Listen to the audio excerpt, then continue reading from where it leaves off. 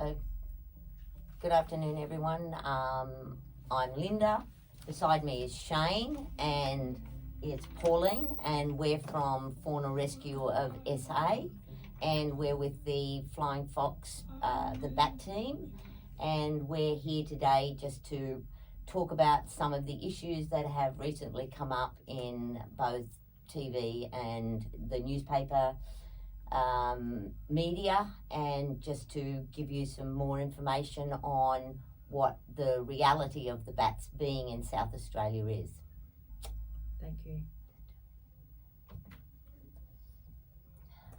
Thank you for tuning in this evening here at the station. We've got some guests in the studio. We've got Linda, Shane and Pauline joining us. Thank you all for coming in. Thank you. Thank you.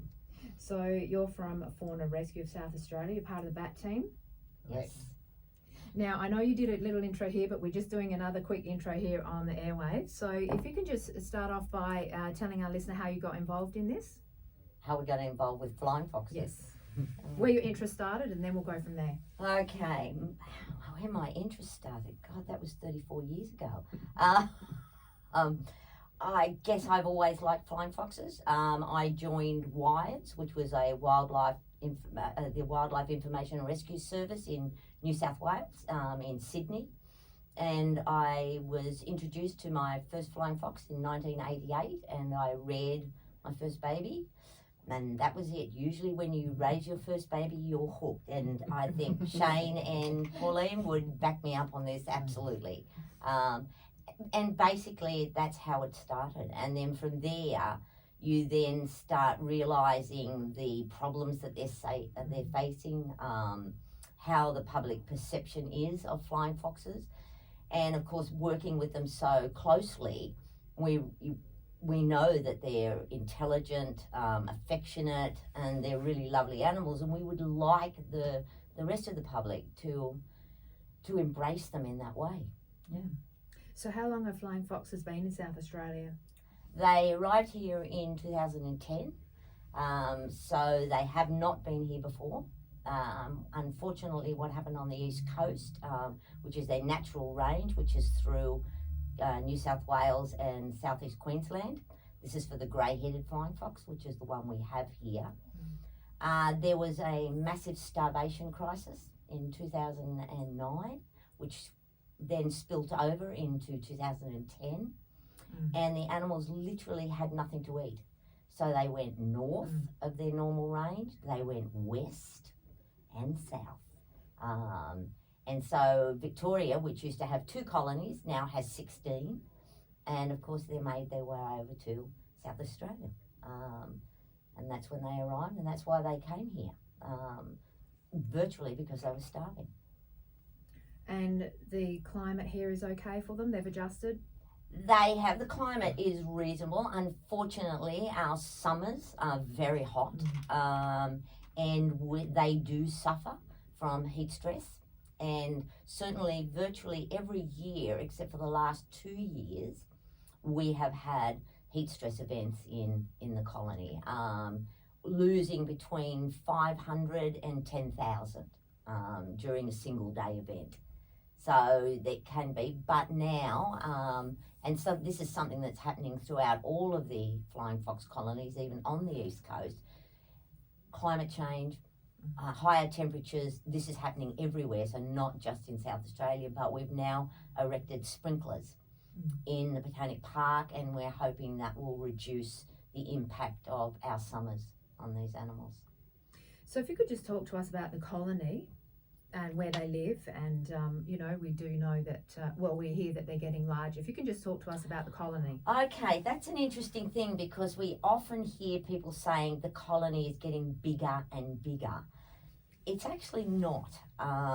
It fluctuates, but it has a baseline number that's there most of the time. So obviously from when they first arrived, it has grown. I think initially there was about 1,500, then it went up to 3,000. But since, I think it's June 2018, the colony has actually remained fairly stable, and that's usually somewhere between 26 and 28,000 live there. are the numbers that we have there. What happens is when we have a heat stress event, the numbers go down because obviously a lot of animals have died. But within a couple of months, that void then gets filled again and it comes up to the 27, 28,000. But then what happens is when the juveniles are now starting to fly out of the colony, the numbers appear to go up. So last January, we had a figure of 33,000. But 6 weeks later, it had dropped back down to 27,000. So the colony can only maintain a number that the food source will support. So the food source can't support 36,000. So when the juveniles are flying out, then a lot of the other animals have to move. And they will then migrate down towards Victoria again and then back to the east coast. So the colony actually does remain very stable. It just has fluctuations. Yeah. And we also have heard that they're eating commercial fruit. Can you sort of enlighten us on this one as well? Okay, that's always a contentious issue with the fruit growers. We certainly have great sympathy for the fruit growers, especially in South Australia where they haven't had to worry about flying foxes. But I suspect that the flying fox problem is very, very minor compared to the bird issues that they have here. We know that commercial fruit, a lot of people think that they come to an area because of the commercial fruit. In actual fact, commercial fruit cannot sustain them. Native fruits are very high in protein and carbohydrate. These are two things that the animal must have consistently in order to survive. Commercial fruits are way too low in protein and carbohydrate. Therefore, they can only eat them for a very short period of time before they then have to go back to their native food. They will go to the orchards if there's nothing else for them to eat. South Australia, or Adelaide, we have a wonderful flowering food source for these animals. So I suspect that whatever is happening in the orchard is only a small number of animals that are causing these problems. There has been a figure of something like 12 tonne of fruit has been affected by flying foxes. That would mean that 20,000 bats would have had to have been visiting the orchards for that volume of fruit to have been affected. It's not possible. So no, there is. Fortunately, a lot of the orchardists are netting. And the other thing is, if we're going to fix the problem about flying foxes in orchards, we need to actually have a realistic idea of what's happening, not something that's slightly blown out of proportion. Yeah, that's right. Yeah. And that's why we wanted to just chat tonight and just clear up a few things, because we have sort of seen some stories in the media. And, I think, as we were saying before we started, there's a lot of support for the bats. And, most of the South Australian population love bats. Yes, they do. And we just wanted to clear up a few things tonight.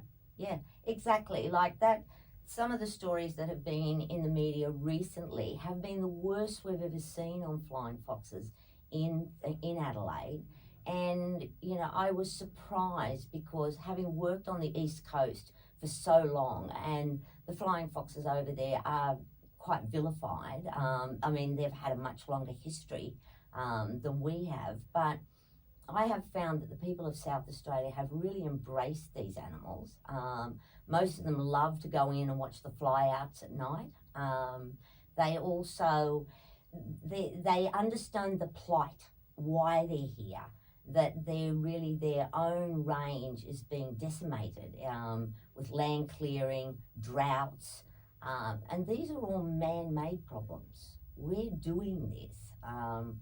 Most people don't know that Australia is actually up there on the list of one of the worst deforesters in the world, and that is all along the east coast of Australia, and that's where the flying foxes originally came from. So we're creating this problem ourselves, but South Australians are embracing that. Yeah, absolutely. Yeah, you look. I do have fond memories of being at WAM Adelaide and everyone loving them. Families, people looking up at them, talking about them. They were part of the festival. You know, no one sort of no one was uncomfortable and saying, "Oh, they're there. Let's move over here because they're over there." Everyone was just getting on with it and embracing them. They're in an ideal location as well. They're right outside the zoo, which, you know, is amazing. People who are going to the zoo can just turn around and have a look at a great big flying fox colony. The other thing is they're not impacting on people in their backyards or near their homes. So, you know, flying foxes have a very strong smell, and when you get 28,000 of them together, it can be very strong. It's the same as if you had 28,000 people in a single room. You would want to leave. That'd be worse. They've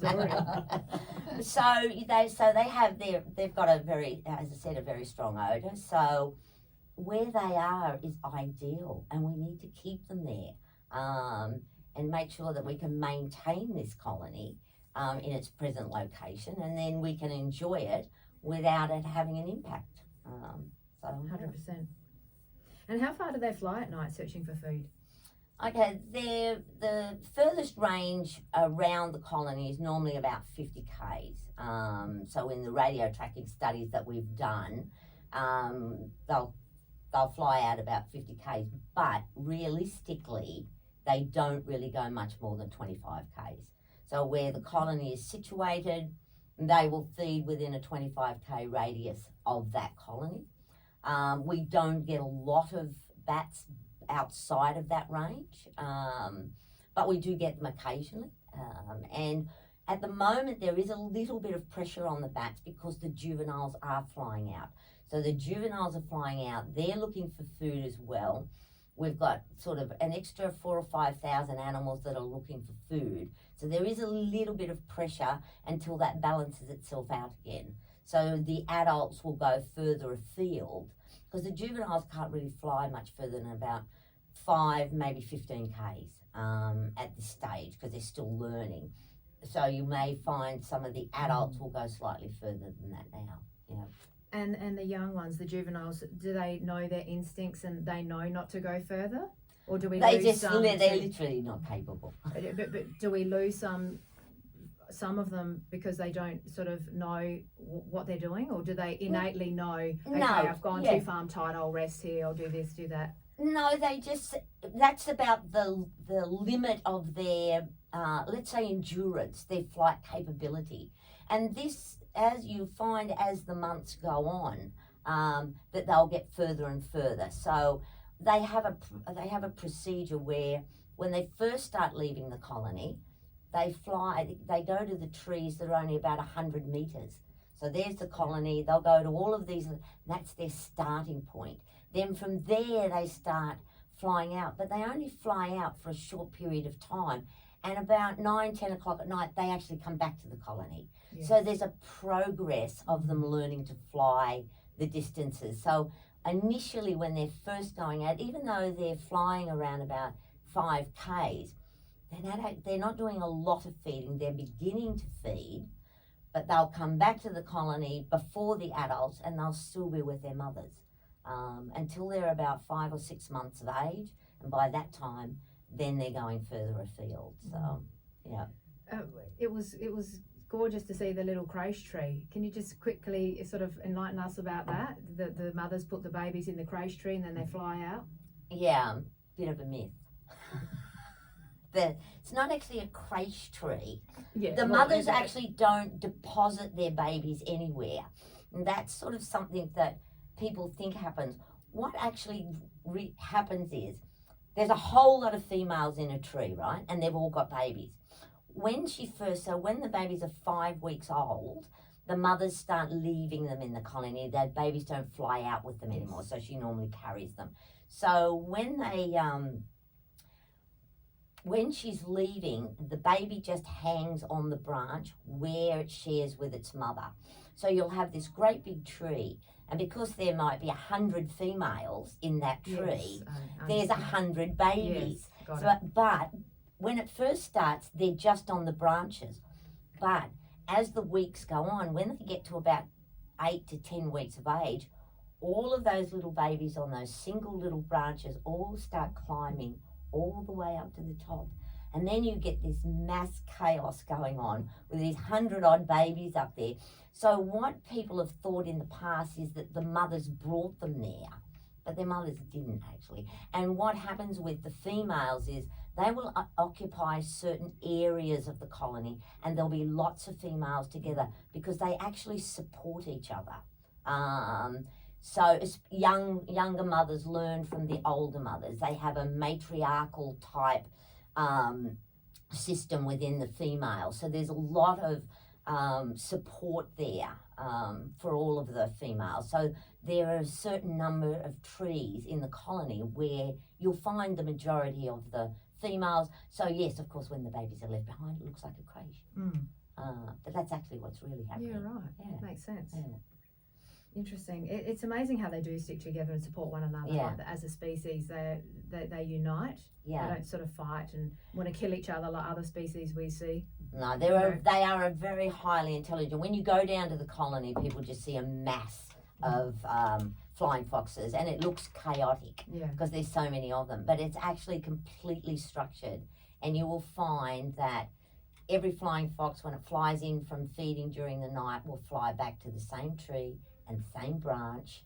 And we just recently actually had 2 trees fall in the colony. And of course, there were the bats, obviously, who used to occupy that tree. They heard it crack, took off as it fell, and then they were flying around.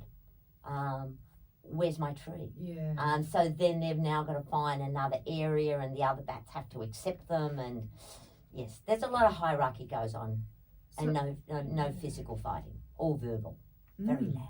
Oh, they're gorgeous. Gorgeous. What about the fruit netting? Is the fruit netting helpful or dangerous? No, the fruit netting, if you've got the right one.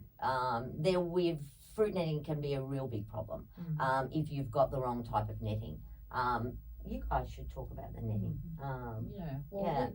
We do rescues for fruit netting, and there is wildlife friendly netting available, and it's very small holes. So we say anything you can put your finger through is dangerous. So they get caught, they go for some fruit, they get caught in the netting, and in their struggle to free themselves, they get tangled tighter and tighter. They can end up with constricting around their neck, their limbs, and not a great deal of them, if you get to them very quickly, but a great deal of them do die from their injuries from netting. So we always say, best not to net and share with them, but if people must net, use wildlife friendly, which is really, really close weave netting, or to use the bags, which are like the net bags that people buy their fruit and vegetables in.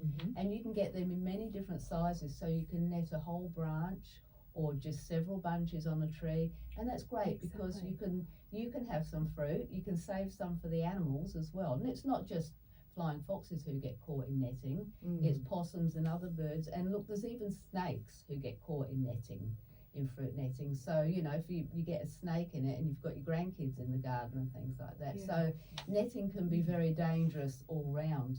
But if you use the fruit bags and things, what can happen then is you don't have to take off a whole big net when you want to harvest some fruit. You can do it individually, but we like the idea of no netting and sharing them with animals. But if you must net, there is a wildlife friendly option you can do. So the really close weave, use that. Anything you could stick a finger through, and I think probably even a bit smaller than that, is quite dangerous. Thanks for clearing that up. That's good to know. And we all can get our hands on those bags, so it's not a problem. No, that's right. And we were also hearing about electrocutions lately, so if you can just sort of talk us through that. Is that me? Yes, you can. Yes. We've got the stats. And how they get electrocuted and things like that. Okay, again, it's the juveniles. We're talking about them a lot. It hasn't been a problem in the Adelaide colony it's only been these last 2 years, last year and this year. And the reason that it's happening is because we haven't had a heat stress and we haven't lost them all. So in the years prior, to 2020, we were having such severe heat stress events that very few of our juveniles were actually surviving to the point where they were flying out and then getting themselves electrocuted. So at the moment, if they don't die from heat stress, they die from electrocution. So what's happening now, we've got a massive number of surviving juveniles. They're flying out, they're inexperienced, they land on power lines, and yes, they get electrocuted. But at the same time, they are also causing power outages. Not all of them, but certainly some of them. So what we're currently doing and have been doing for the last couple of years now is working very closely with SA Power Networks. And collectively we get the bodies in, we age and process them. We have the address of where the animals were found, and we're providing that information to SA Power, and where we're getting continual electrocutions, they're certainly trying to fix up the power lines. And it's because South Australia has a very different electrical system, which I don't perfectly understand, but it acts slightly differently than how it does on the East Coast, where most of the time they do get electrocuted, but they don't get outages as a result. So it's sad because a lot of these animals don't die instantly. They have horrendous injuries from the electrocution, and they need to be euthanized immediately. We go rescue them and get them to the vets. The other thing, what we need from the public is to always notify us. Whenever they see a bat that's not in the colony during the day, dead or alive, contact Fauna Rescue. We have a bat hotline, and we will come and pick up that body and process it.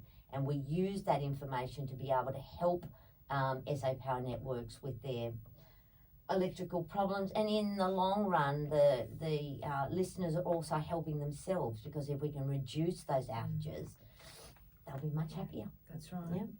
That's right. It's just working together. Yeah.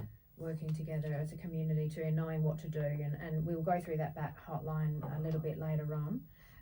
And so what times of the year are worse for these electrocutions? Now. January, February, March. Tailors off by April, May.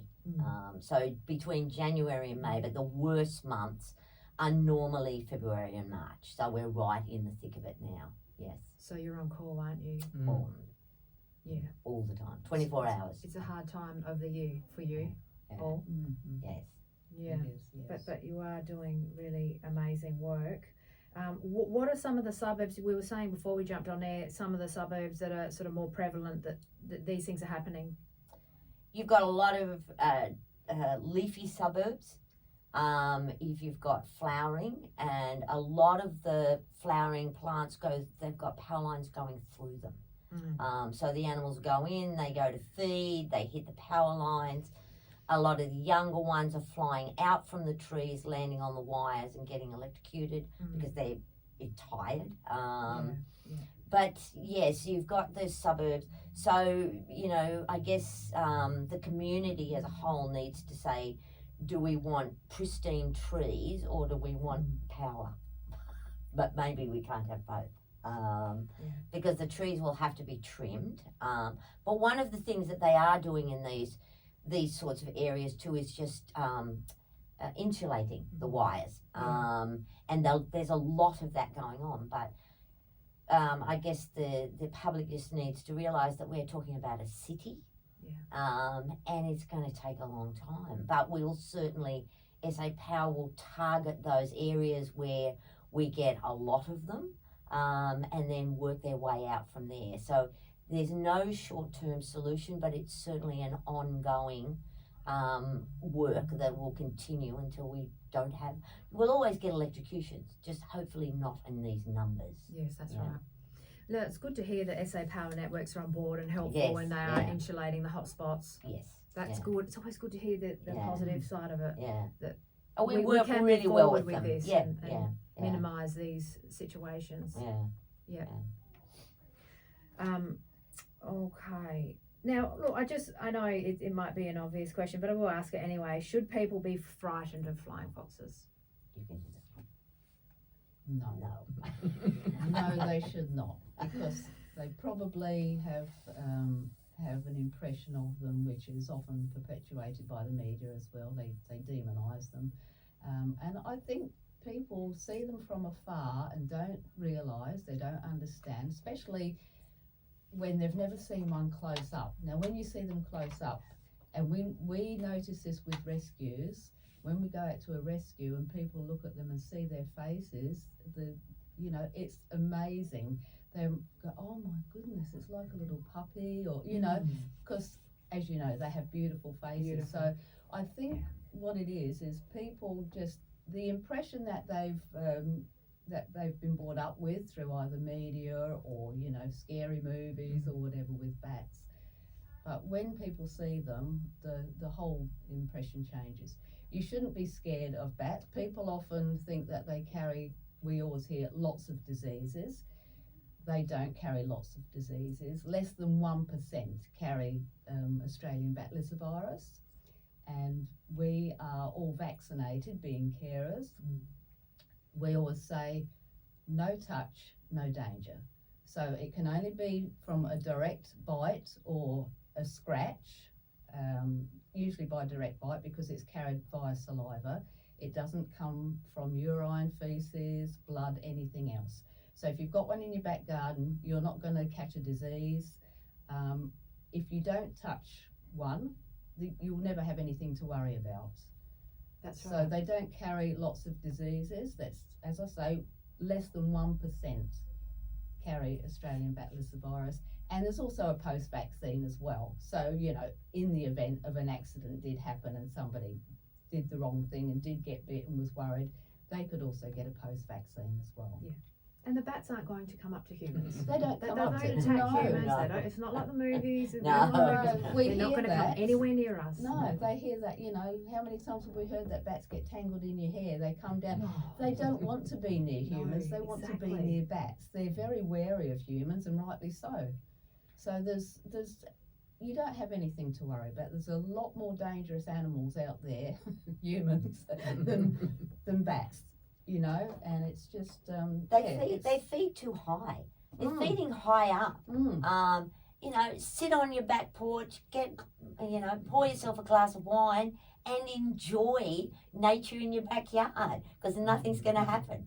Exactly. That's so gorgeous. I saw one last night. I was outside, but my husband was potting some plants. He's going on a golf trip this weekend, and he was potting some plants, and it was still late. It was getting dark, and I saw few of them flying over. I was like, oh my gosh, they're amazing. Amazing. I almost wish I could see more, because there's not many I don't see many down my way at Cornell Geese. I don't see a lot. No. Yes, yeah. But you almost wish there were more, because they're so amazing. Oh, it's beautiful. It's this mystical, beautiful, spiritual feeling when they fly past. They're angels. So you're in Glenelg East. Well, they're starting to come into your area now. Yeah, right. Got to get out that wine and sit out at night. Absolutely. It's very different from watching birds. They have a totally different motion of flying. It's almost, we always say perfection in flight, because they are. It's so graceful and beautiful. And I'm glad you said that, because can you explain the difference of like the bird's wings and the bat, how they fly? Because it is a very sort of calming birds are sort motion. Their wings are aerodynamic and they're sort of hollow, and they fly. Sort of they flap their wings, whereas flying foxes, they almost fly to the front. They sort of. They grab. It's like a roll. Massively muscly chest here because of the sheer movement of how they fly. But if you ever see, when we have babies in care, I often take a lot of photos of them flapping, and when you have it on slow motion, it's absolutely amazing to watch. So very different from birds. One thing though, when people are listening to them in their backyard, they're going to be noisy because they scream at each other. Get away from my flower. When they first arrive, there's a lot of chattering going on. That's beautiful. Yeah, it is. Yeah, It is. We love it. Yeah. We love it. Then once everybody settles down and they've got their little area in their tree, then it's usually quiet, and then maybe an hour later someone else will fly in and off it'll go again. But enjoy it. It's them talking to each other, expressing themselves to each other, and flying foxes are not physically aggressive animals, they're vocally aggressive. They scream and do a little bit of chest thumping. Which is innocence. Like Yes. they're not doing anything wrong. They're just communicating Yes, loudly exactly. what they want. Yeah, this is my area, go away. Fair To enough. other people, it's noise. To us, Yeah. it's music. Yeah. True. Yeah. So we can see it on your Instagram page, can't we? We've got lots of good pictures there. Yes. Yeah. Yes. Talking Batty Education Team. Yep. On Instagram, and we have lots of photos of our hand-reared babies. We have photos, some not so nice photos, but just describing things like the what we see with electrocutions and fruit netting, a little bit of education, and we also give out all around Australia as well, all the rescue organisations that take care of bats. So it's just a little bit of information for people, and it's starting to get a really good following now. So So the hotline, Pauline, I understand you're on the hotline tonight, or for the next few days. Yeah. So that phone could ring any time. We Yeah. don't want it to ring. No, we don't. But so you've been doing that for a while. It's just been over a year. Yeah. I do a 48-hour shift, straight shift for 48 hours, and I haven't had too many calls at midnight or 3 a.m. It's mainly first thing in the morning. Like this morning it was 5 o'clock. Oh, right. It's not bad because I am actually an early riser, so I don't mind. I go to bed quite early, so. Oh yeah, do you? At what time? Oh, I go to bed about 10:30. Yeah. So. it's late for me. That's early for me. So we are. Yeah. It's a 24-hour. 24 hours. Hotline. So there's 3 of us who do rotating shifts. So Only 3 in Adelaide. only 3 For Fauna hotline rescue. Yeah. operators. Yeah. Hotline. Yeah, that's right. And that There's is? 3 of us. That's myself, Barb, and Katrina. Yeah. So we cover the 7 days, 24 hours. So when what happens? Just walk us through a scenario. Okay, so a member of public, generally it is, it's not often that it'll be any organisations or SA Power networks. If they have a power outage, they will contact us then. But it's usually the member of public, they ring. They are in a heightened anxiety because the bat generally is alive. We rescue more alive than deceased. And they have concern because for a start they rang. So they're obviously animal lovers. They're also, extremely concerned that they're on the footpath, a gutter. I've had, just last week, one was between 2 cars on the road where the cars were parked and the bat was between the 2 cars, and the guy said, I'm going to stand guard. I'm going to stay here until the rescuer gets here. So you get others that are a little bit scared and say, I don't want to get too close. Is it going to fly at me? Things like that. If you talk them through that and, just say, well, if you can stay there, would be great. Especially if some of the calls come from areas where it's school time and the school's close by. There was a childcare centre at one close by. There was kids playing tennis at another one, skateboarding. In those circumstances, if it's possible, I ask them if they can wait there and until the rescuer gets there. The longest I'd say that a rescuer would take to get there at the very longest would be 30 minutes. Generally, because we have got over 42 rescuers around Adelaide, so I can easily get someone there. Quickest has been 5 minutes. It was just luckily the rescue was just around the corner. So the member of public generally are really cooperative, concerned, prepared to stay and watch. There's others that if they're going to work on their way or walking their dog and they've seen it, they'll go back home if they're close by, get a cardboard box and cover the bat so that it doesn't start wandering. Generally, if they've been electrocuted, they're not going to move too far anyway. and so they can we just need it contained. So we're a bit concerned that if they do, like there was one that we did last year. It went into that garden, you know, that shrubbery, the what do you call it, the hedging.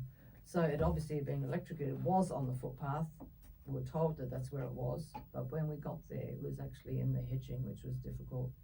And I've been to one that it actually had gone quite a ways down the footpath as well, wasn't where I was first notified. So that's rare though, generally. Well, how would it have got there?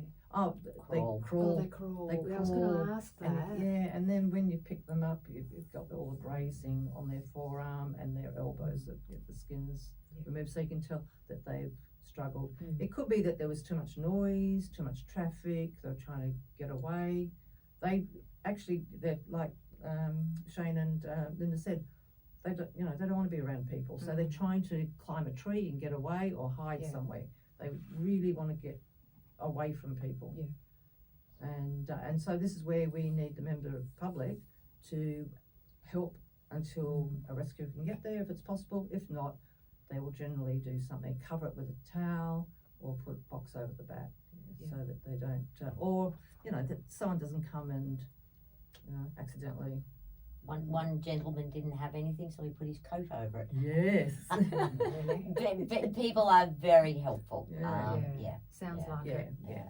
And so we'll just say that again. They can't fly up. So if someone was scared and concerned, that they can't fly up from the ground. No. So they're not going to get in anyone's hair or anything. It's not going to be an issue. No. They must be a certain height in order to fly. They've got to drop, and then their wings come out. So if they're on the ground, they've got to crawl to a tree and then try and climb up the tree, because their wing is a modified hand.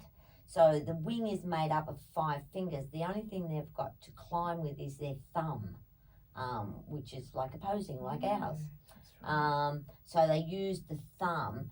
Their legs are weak. They've got no muscles and things in their legs because all of their strength is in their upper body, which is why they hang upside down. So because they've got no muscles in their feet, so when they lock on, there's no energy being used. Gravity is holding them in the trees, so they've got no use. From the waist down, they can't walk on their legs. So they're very weak. So the only thing they can do is crawl to a tree, climb up, and then if they've got some distance, they need a metre or 2 before they can drop and fly. So, Interesting. All right, good to just cover all that and know all that. Okay, what's the hotline number? 8486 1139. Just that number? Yes. Yep. 24/7. 24/7. 24/7. Any other numbers we need to know? No. we've got a Facebook page. That's of Adelaide City. If people want to go onto there and learn bits about the flying foxes. We also have an education program. So if there are community groups out there that would like to learn more about flying foxes, scouts, we will do community talks, which is like a PowerPoint presentation, and we talk to them. It's an opportunity for people to ask questions. So we also have an education program going as well, which we're going to be more than happy for people to book in for. Now, what's coming up? Is it something coming up? You're doing something with some festival or some awareness? The Australasian Bat Society is having their annual Bat Night, so that's all around Australia. So we're having an event. We've got 3 events. The first one we've got on March the 19th, and it's called Angels of the Night because, as we've said, we think they are angels. And that's going to be a guided colony tour, so we'll take them around and we'll explain all about these animals, where they live and all of the things that people need to know. And then after that we will do a fly out with them, so we'll stand and watch the fly out. But that one's also on a night where us as a team will be there doing a count. So we count these animals once a month. So we all stand in different points around the colony and we count the streams that fly over our heads. Then we get together at the end and we add them all up and that's a pretty accurate description of how many animals are in this colony. So we're doing it on that night because we're inviting people. If they just want to sit and have a picnic and watch the fly out, they can. But if they want to help us count, that's fabulous, because they'll actually be a part of all of this information that we use for this colony. So we're inviting them to be a part of monitoring this colony. So with the tour and then the fly out and the count. So that's March the 19th. They can have a look at the Australasian Bat Society page on their bat night, and they'll find it on there. And also on the Instagram page, the Talking Batty Instagram page, every couple of days I'll just put a post on there. And all they have to do is send us an email, which is linked to book, and it's free. It's a free event. We just need to know how many people will be there. And we had an event like this last year, and we had over 300 people coming, and it was so successful, and people were amazed at what they learnt and have a new understanding of these animals. So that's our prime target, is to let people understand these animals. We don't expect everybody's going to love them as much as we do, because that's probably pretty impossible, but we do know that people have a different understanding of them, and we get a lot of support afterwards from events like these. So just before we finish off, if you can just talk about their nature, I understand they're very sensitive and intelligent creatures. So if you could just talk to us about that. I mean, you've been up close and personal with them, so you know how they are. I mean, I've seen sort of videos and, you know, coming up to, you know, the heart space and wanting to be close to the heart, and they've all got different personalities. How can you just share some of your experiences? Well, what they're like. Look, you know, Pauline and Shane have been predominantly working with the babies. So, you know, they're orphans, and it's like raising an orphaned human. They have their dummies, they have their bottles, they have to be wrapped, they have to be kept warm. They respond to you. They know that Shane is their mother or Pauline is their mother. I mean, there is a close, strong bond. That same bond is with their natural mothers. I mean, all of the females. It's really interesting because there are many species of animals that if there is a deformity or something wrong with their young, they will kill it or they will throw it out. Not flying foxes. They're very primate in their social structure and how they react to each other. So if there is anything wrong with the baby, eventually we will end up getting it because the baby can't survive. But the mother will not discard it. She will continue caring for it regardless. So, yeah, and they have an incredible respect for age. So again, you have other animals where as the males get older, they get challenged and, you know, kicked out or whatever. No, that does not happen with flying foxes. You are quite respected and you have a position up until the day you die. And then the next age group, and it'll work on with the females, younger females will look up to the older females for guidance. They can also blame them if some things aren't going the way they would like them to, and that happens. The reason I did predominantly behaviour in flying foxes for a very long time, working with captive groups of animals, and so we learned a lot about the behaviour and the social structure of these animals. They're quite amazing. They are. And seriously, we could talk for a long time. We could. Oh, look. And we were saying that we do think that they know you because I was there with you in the Botanic Gardens, Pauline and Shane. And I mean, what I experienced, I actually got a bit teary because we were standing there. It was at the little bridge there. Yes. And they were all up very high, and one of them in particular came just not too close, but low, and it literally was looking at you. And I just said, oh my gosh. And what did you say? I said, I think that's my Aaron. Because I've told Linda this before. When I go to the colony, they don't come down low because you know, I'm a human. They don't want, but I swear that because he's a real blondie, I can tell him he's very, very blonde.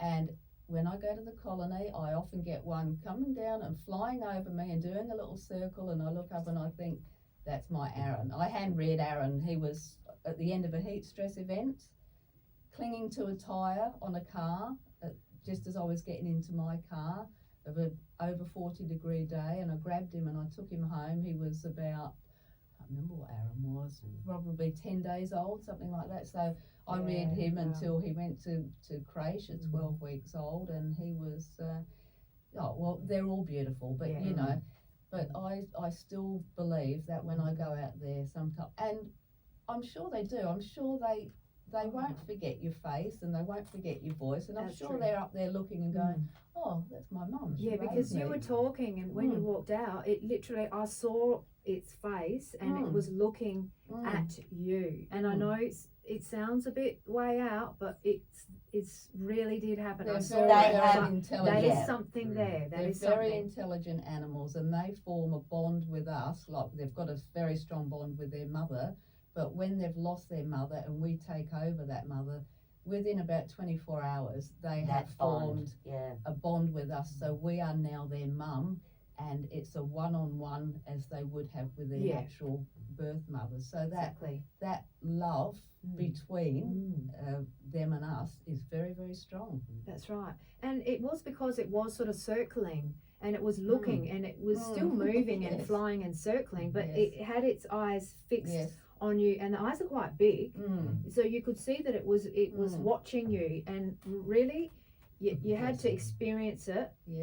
Like, that experience was amazing to see that. It really was. But they have long memories. I've had groups of animals that I haven't seen for 5 years. Excuse me. And you walk into the cage and they're literally mobbing you. Haven't seen them for 5 years. Wow. So amazing. All right. So we just got, a minute or two left. So before we wrap it up, is there anything else you'd like to share? I would like to say thank you to the people of Adelaide who have embraced these animals. Thank you for caring and supporting us. And, I hope you continue to. And this is a good, healthy colony we have here. They need the respite here. These animals will go back to the East Coast. They're a fluid population. They're constantly moving between food sources. But when they get to Adelaide, there's a lot of really good food here, nice respite for them, and then they can go back to the East Coast and do the job they're meant to do. So, all right. Thank you. Thank you. I'd like to thank the public who care enough to ring us. Exactly. And I want, the others who are listening now to remember that we're there, and 24/7, deceased, alive, wherever. And also, if you ever see a flying fox in the day, anywhere outside the colony, there is something wrong. They need attention. To phone us as soon as possible. It's not like, oh yeah, I saw them yesterday, but I thought they'd fly off. They won't. If they're there during the day, in your suburb, if they're not in the colony during the day, we need to be notified as soon as possible because they need help. Glad you said that again. We need to remember that. And that just the hotline one more time. 8486 1139. Thank you so much. And one more thing, Shane. This tour you're doing on 19th of March. Aside from this, how often do you do tours for people?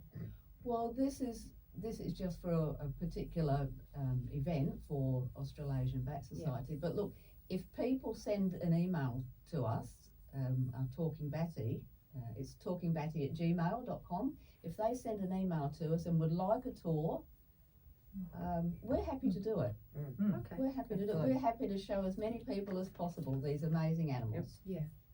And there's something really interesting about them, just to finish off, because when we were there, I was watching people. I like to sort of watch human behaviour. You know how they say some people like to go sit in the Rundle Lawn and people watch? Yes. I like that too.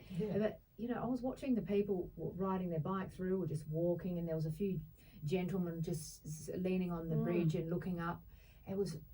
I don't know, there's something special about them, the flying foxes. I mean, we all, all animal lovers love animals, but there's something about the flying foxes is a mysterious, mesmerising. That's the word. They're mesmerising. Yes, they are. Well, just to finish off too, I've worked a lot with filmmakers over the years, doing shows about flying foxes, and a couple of them have said watching the fly out of the flying foxes when they leave their colonies is actually more spectacular than the penguins returning to Phillip Island. Really? Now, people love that footage of those penguins returning, and yet they have compared the flying fox flyouts as being far more spectacular. So if you ever want to go and really watch something interesting, go down to the colony, watch them fly out on dusk. Yeah, and I've heard people say as well that it's a very calming thing. Yeah. I experienced that too when I sat with you beautiful ladies a couple of weeks ago, and we got the chairs out and we were watching them. So look, you got to just do it. Words can't explain it, but that night I went home and I felt really relaxed and calm. I thought, what's going on? What did I do different? They're spiritual animals. Yes. And I felt calm, like something beautiful about that space and the botanic with all the bats and the flyer, and I slept really good that night. Well, people actually go down there and meditate That's under the right. bats. Yes, that's what I They mean. meditate Exactly. under the bats. Yeah. And didn't you say there was a Buddhist monk praying Yes. or chanting for the good health of the bats? Yes, yeah. And safe journeys out? It is. It's they are kind of very spiritual, and they leave. If you have a really stressful day, and you think, I'm going to go down to the colony and watch them, everything changes. You get a calmness come over you just from watching them. That's true. Even at this time of the year when they're mating, and it's very loud. That's it. The mating behaviour is going on now, so Right. and most of the girls will fall pregnant March, April, because they all birth in, normally late September, October, but we're having a few early birthing seasons, so they're coming a little earlier. But it's around about September, October. They all give birth at the same time. Wonderful. Yeah. All right. Well, thank you so much. Thank Thank you. you. We'll talk to you Yes. again soon, I'm sure, the next few months. And people like to hear updates. Yeah. Maybe in a couple of months. So Yeah. thanks for coming in. Thanks. Thank you. Thank you. Thank you. Excellent. Thank you.